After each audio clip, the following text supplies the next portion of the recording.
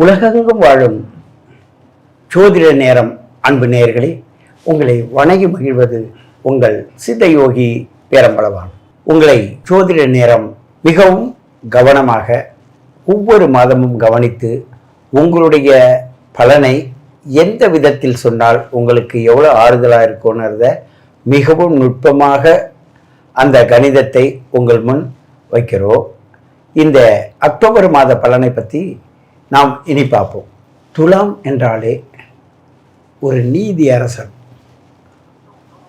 நம்மளுடைய பிரபஞ்சத்தில் முதல் 6 வீடு ஒரு பகுதியாகவும் மறு 6 வீடு மறுபகுதியாகவும் பிரித்து காட்டுவதற்கு சமமாக உள்ள ராசி தான் துலா ராசி.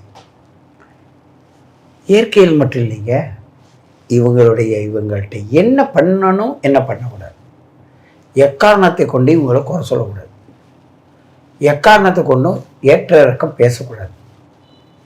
இது இவங்களுக்கு ஒத்து வராது. நீங்கள் ஒரு முறை பேசுனா அவங்க 100 முறை பேசுவாங்க. அது இவங்கள்ட்ட உள்ள ஒரு பெரிய பிரச்சனை. நான் எல்லாருக்கும் நல்லது தானே செஞ்சேன், அவங்க ஏன் இப்படி செஞ்சாங்கன்னு இதையே சொல்லி சொல்லி சொல்லி சொல்லி அவங்களோட லைஃப்பையே அவங்க வீணாக்கிக்கிற ஒரு மனநிலை உடையவர்களாக இருப்பாங்க. அவர்கள் இந்த அக்டோபர் மாதத்தில் துளாராசி நேயர்கள் எப்படி இருப்பார்கள், எப்படி இருக்கணும்? ஒரே போராட்டங்க. எனக்கு அது வேண்டாம் இது வேண்டாம் எதுவும் வேண்டாம், ஆளை விட்டா போதும், விட்டா ஓடுறன்ற அளவுக்கு இருக்கும். கோபம் தலை தெறிக்க வரும். கொஞ்சம் கண்ட்ரோலாக இருமா, கொஞ்சம் புரிஞ்சுக்குங்க, கொஞ்சம் அனுசரித்து போங்க, ஏங்க இப்படி பண்ணுறீங்க, அப்படியே பாஞ்சு போய் ஆஸ்பத்திரியில் போய் படுத்துருவாங்க. ஆனால் இந்த நேரத்தில் துளாராசி நேயர்கள் ஆஸ்பத்திரி பக்கம் சிறுசாக போனீங்க, அது பெருசாக போய் தொடர் பிரச்சனையாக மாறிடும். கடன் போய் யார்ட்டையாவது சிறுசாக வாங்கினீங்க, அது தீராத கடனாக போயிடும். நீ என்னடா சொல்கிறது, நான் என்னடா கேட்குறதுன்னு கேட்டுவிட்டீங்க. கோர்ட்டு கேஸு வம்பு வழக்கு இதெல்லாம் எல்லோரும் சொல்லுவாங்க. எல்லோரும் கொஞ்சம் பொறுமையாக இருந்திருக்கலாமே, இவர் வாயை விட்டாரு மாட்டிக்கிட்டாரு அப்படி சொல்கிற நேரம் இது. இந்த தீபாவளி நேரங்கள்லாம் பண்டிகை காலங்கள்லாம் வருது, கவனமாக இருங்க. அவன் வேட்டு வைக்கிறான்னா நீ சும்மா போகிறது சும்மா அல்லது தம்பி இப்படி வைக்கணும்னா அது மூஞ்சி அடிக்கும். அது மாதிரி வாலின்றியாக போய் சிக்கக்கூடிய நேரம் இது. பொருளாதாரத்தை பொறுத்த வரையும் நீங்கள் தாங்க வம்புக்கு காரணமாக இருக்கிறீங்க.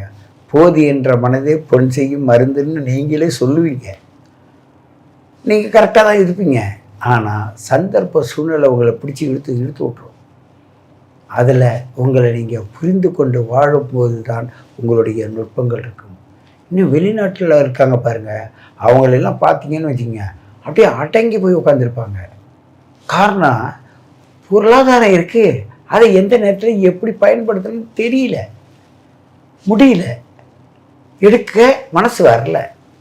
அப்படியே வந்தாலும் தனக்குன்னு செலவு பண்ண மாட்டாங்க, மற்றவங்களுக்காக தான். அவங்க கஷ்டப்படுறாங்க, ஊரில் அவங்க அப்படி இருக்காங்க, இவங்க இப்படி இருக்காங்கன்னு சொல்லிட்டு இவங்க உடம்பை இவங்க கெடுத்துக்கொள்வார்கள். வெளிநாட்டு அன்பர்கள் இந்த காலத்தில் அனைத்து ராசிக்கும் சரி இந்த பிரச்சனை வரும், இருக்கும். ஏன்னு கேட்டால் நீர் ராசியில் தான் போய் சனி பகவான் இருக்கார், நின்று நிதானமாக செயல்படுவார். ஆகையினால மற்ற ராசி நேயர்களுக்கு வராதுன்னு நினைக்காதீங்க. மற்ற ராசி நேயர்களும் வெளிநாடுகளில் இருக்காங்க, அவங்களுக்கு பல பிரச்சனைகள் இருக்குது.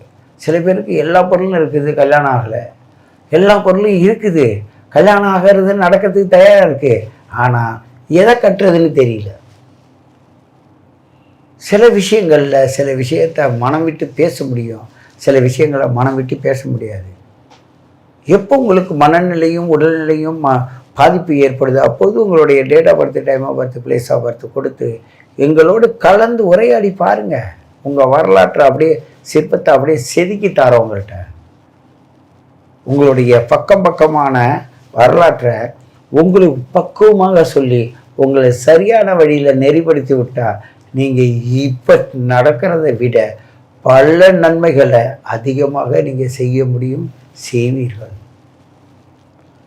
ஒரு சின்ன விஷயமா, பெண்ணாக இருந்தால் அந்த கணவரோடு போராடாதீங்க. சரிங்க, செய்கிறேங்க. இந்த 2 வார்த்தையில் அவங்கள அடக்க பாருங்க.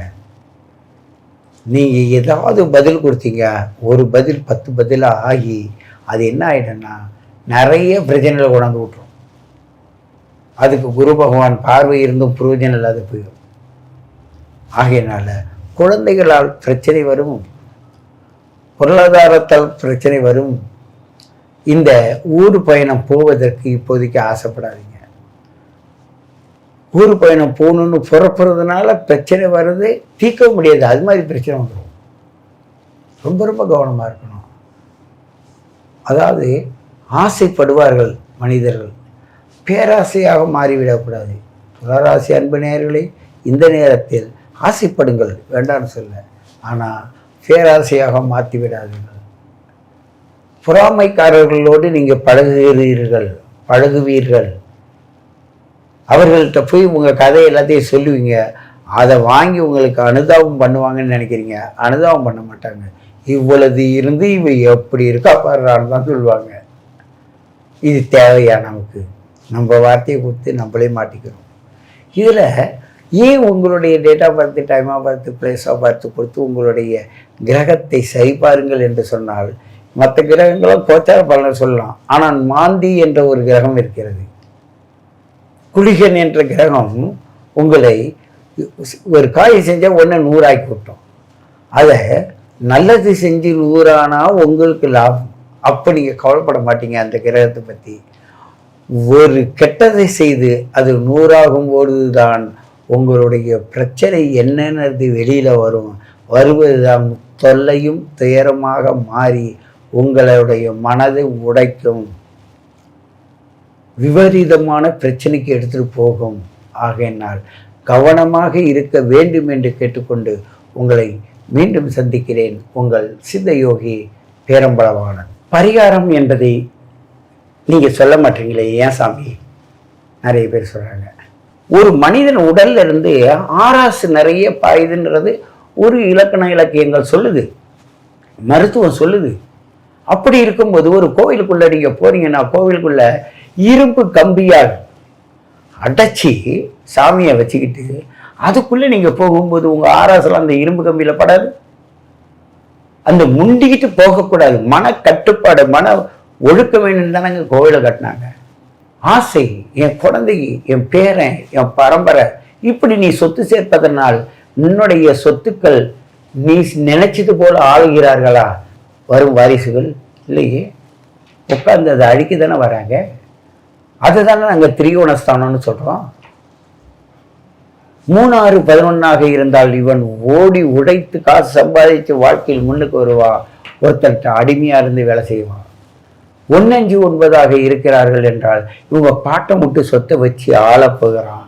அந்த பாட்டை சொத்தை ஆளும்போது நோயோடு ஆளுகிறானா சுகமாக வாழ்கிறானான்னு பார்க்க தான் எங்கள்கிட்ட ஜாதகம் பார்க்க வரீங்க. 2, 7, 11 பார்த்தீங்கன்னா பார்ட்னர்ஷிப் 2 வாய் வார்த்தையால் பொருளாதாரத்தை போட்டு பார்ட்னர்கிட்ட போட்டு அதன் மூலமாக லாபத்தை ஈட்டுவது.